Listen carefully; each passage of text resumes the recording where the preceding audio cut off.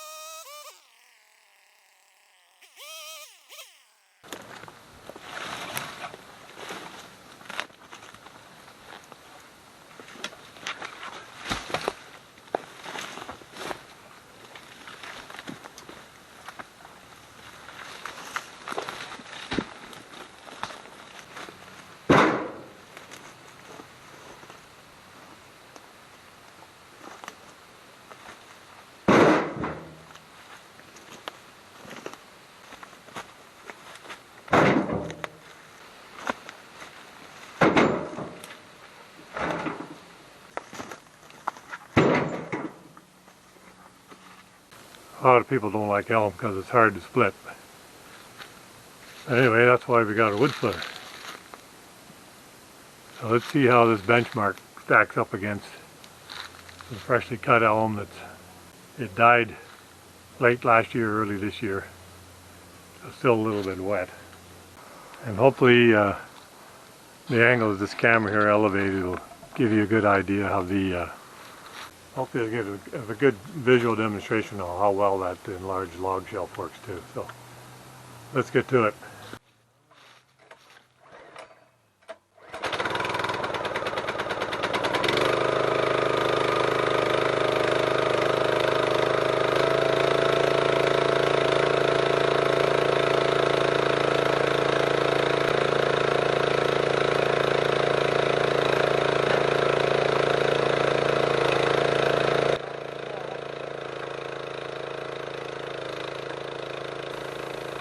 So right away you can see the nasty characteristics here of elm. It's so fibrous and stringy that it just doesn't want to separate. And nearly every split you have to drive the piston or cutting head all the way through the block in order to get it to split. And even then you may still have to pull it apart, get the last few fibers to break.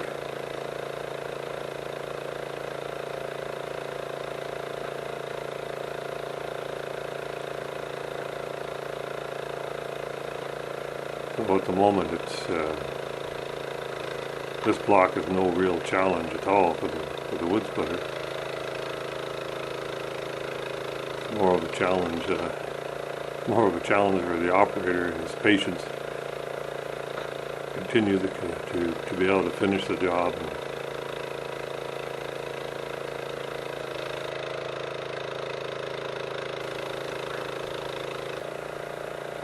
And this is a bigger block.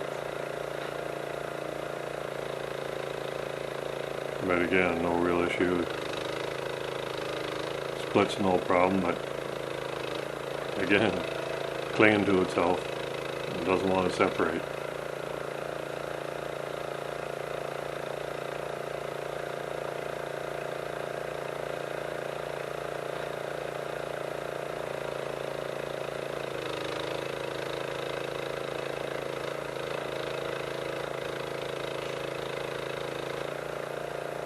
Yeah, it's a challenge for the operator challenge with the operator's patience, because it takes much longer to split this wood than it does other wood. Most hardwood split cutting head only has to go into the block 3 or 4 inches of the split, whereas most of these cuts require the plunger to go all the way through the block.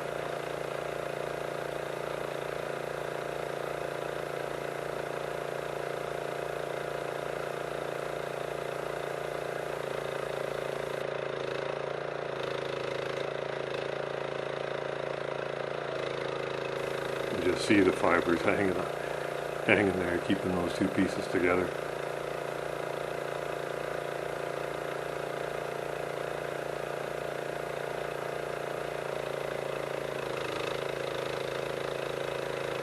That'd be great firewood though when it fully dries.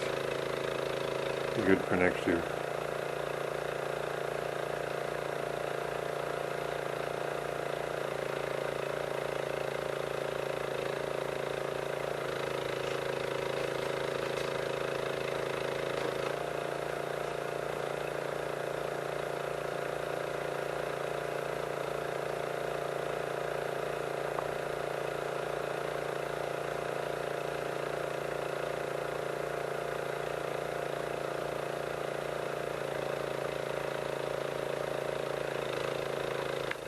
And this one here, you require a second pass with the cutting head, and a third. Finally get it to separate.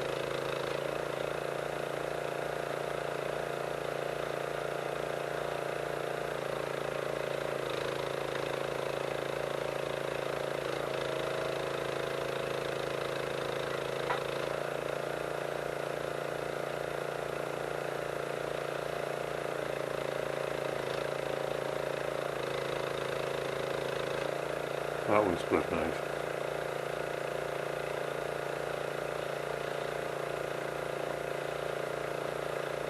Now this shot here is an example of how not to put a block on the splitter. Notice that the back end is cut on an angle, it's not a straight cut. And if you have that, you need to put that towards the cutting edge. Keep the flat part of the block against the backstop or hold plate.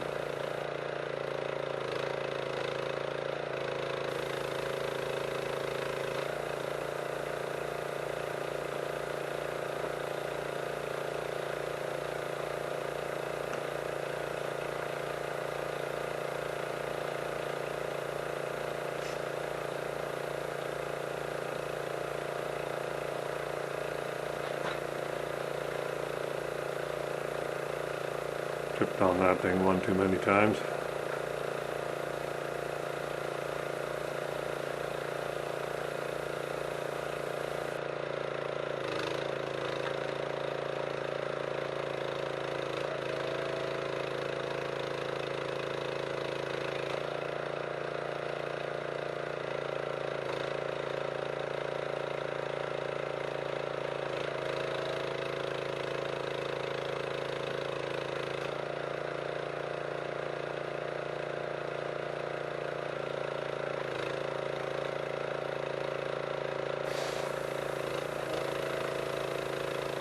These clips here really show the benefits of that extended log shelf.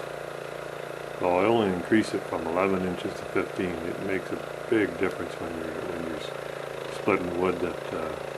Notice the way the block, when it splits, it pushes the other part of the log away, but it's not falling off the back of the backside of the log shelf, and it's not vibrating off either end down onto the engine or out onto the ground. So it's a big plus.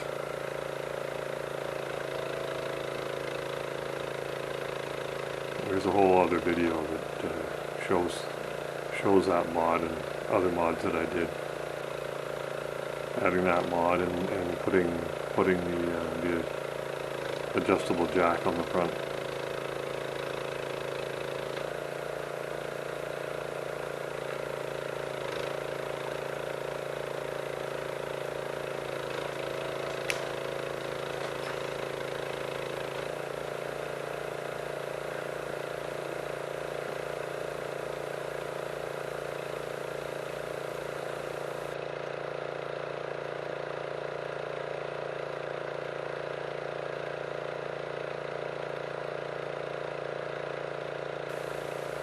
Now here I'm grabbing the butt log off the second largest elm.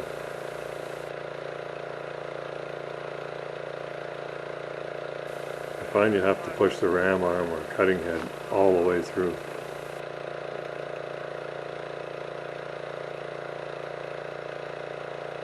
And this block here is shows that the splitter is running at its full capacity. That's in real time, and it's a few seconds before the cutting head actually forces its way through the block. So it's cutting the wood, but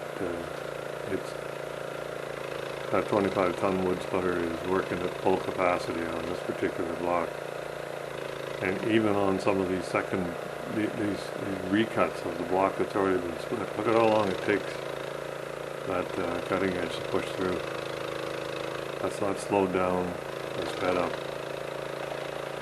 Look at how stringy look at how stringy and fibrous that wood is. Holy schmoly.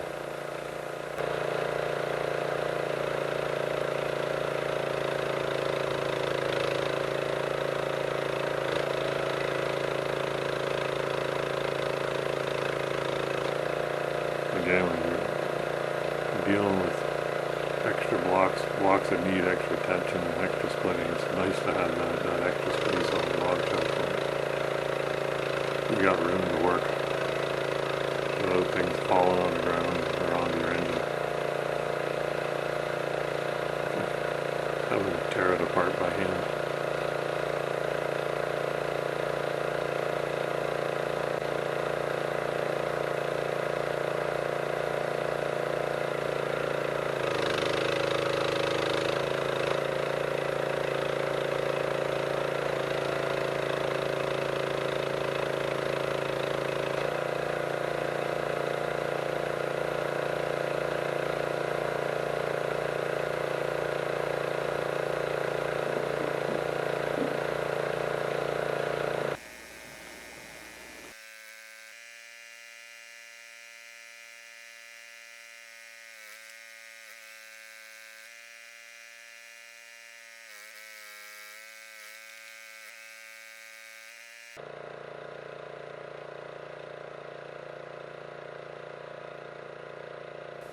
That's about as stringy as it gets.